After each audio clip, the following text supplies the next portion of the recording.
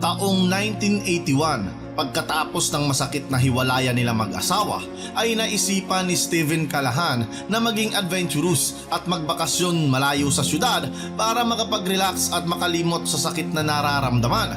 Kaya nag-decide siya na pumalaot sa Atlantic Ocean gamit ang kanyang 21-foot na bangka na pinangalanan niyang Napoleon Solo dahil sa kagustuhan niyang lumayag mag-isa. Noong una ay maaliwalas ang kanyang paglalayag. Umalis siya mula sa Newport, Rhode Island at naglayag ng Bermuda. Mula doon ay naglayag naman papuntang England.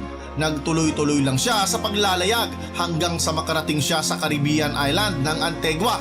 Subalit ang kanyang bangka ay nagkaroon ng bahagyang sira mula sa pag-atake ng masamang panahon. Mabuti na lang at nagawan niya ng paraan na maayos ito at nagpatuloy sa paglalayag.